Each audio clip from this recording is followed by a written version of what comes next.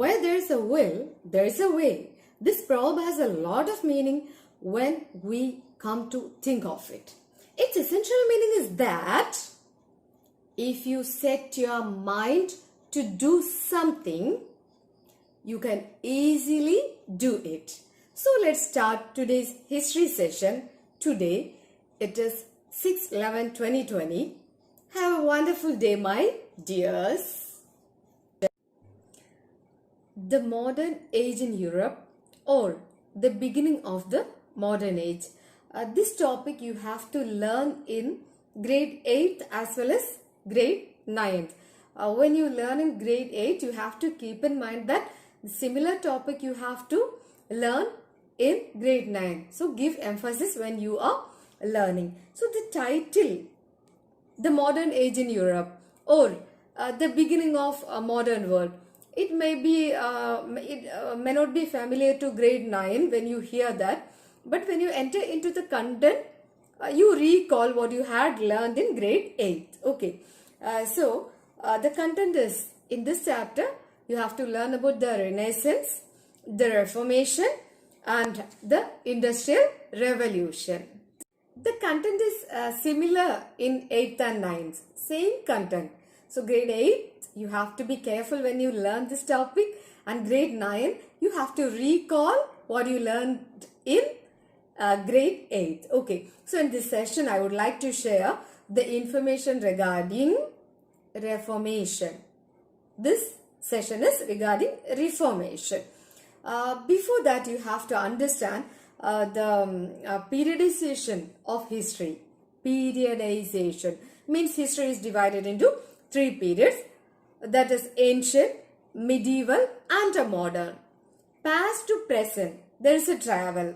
So ancient period, medieval period, and modern period.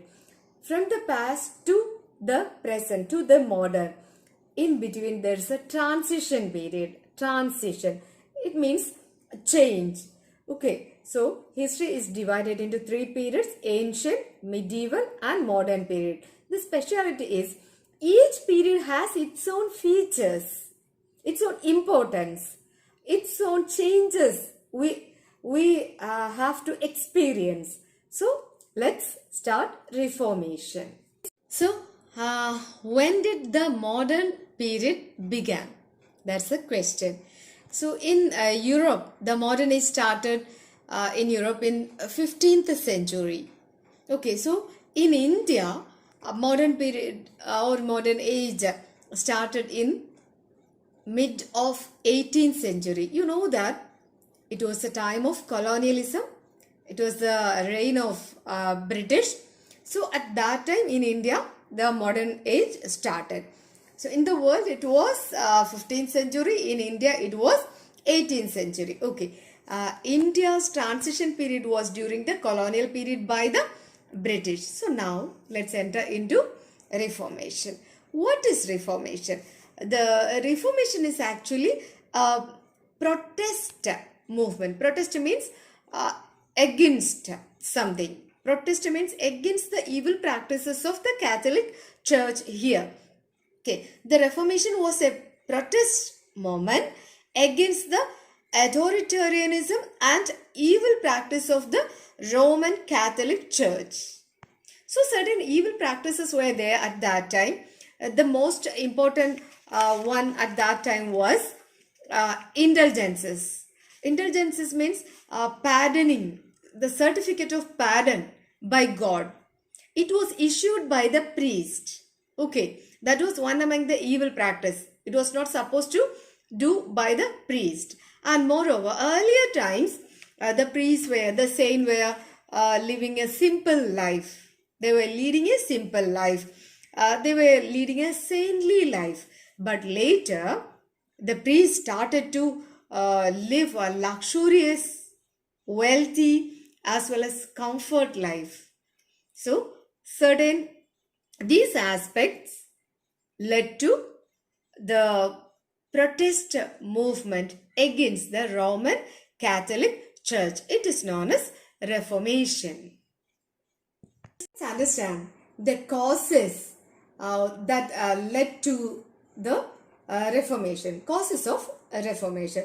The first cause was Renaissance. Renaissance, it is not to you, not explaining now, just I mentioned the causes. Second one, it is the evil practices of Roman Catholic Church. Evil practice, the first one is the luxurious life of the priest. Second one, the issuing of indulgences. Moreover, the Catholic Church started to store wealth, purchase large land area instead of living a simple life, and then bribery was there, corruption was there. They started to, the priest started to sell the church property, and even including the Pope, the whole clergy people started to live a wrong life. It is the evil practices in the Roman Catholic Church.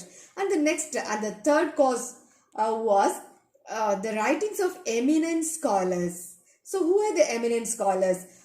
John Wycliffe and John Huss. These two persons were the eminent writers at that time. Their provoking thoughts, their writings encourage the people to move against the clergymen. And rise of strong rulers. Those strong rulers name will come under Martin Luther's topic. Okay, so Martin Luther was supported by the great rulers.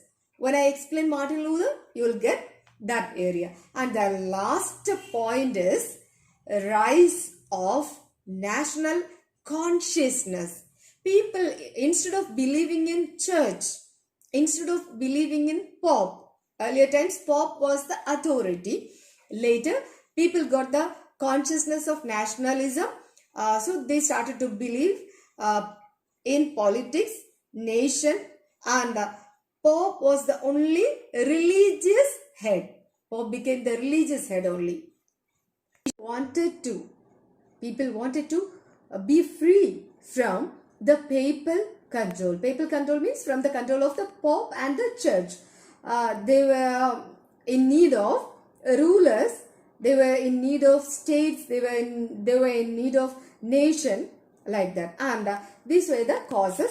In short, I'll say first cause was Renaissance. Second cause was evil practices of the Roman Catholic Church. And the third point, writings of the eminent scholars. And the fourth point, rise of strong rulers. That I said, when you learn Martin Luther, the name of rulers will be there. And the next reason, rise of national consciousness. And the last and the most important cause is the Protestant movement led by Martin Luther. So thank you very much. Enjoy the class. Learn this topic well. The next session will be there with Martin Luther, Protestant movement. Thank you.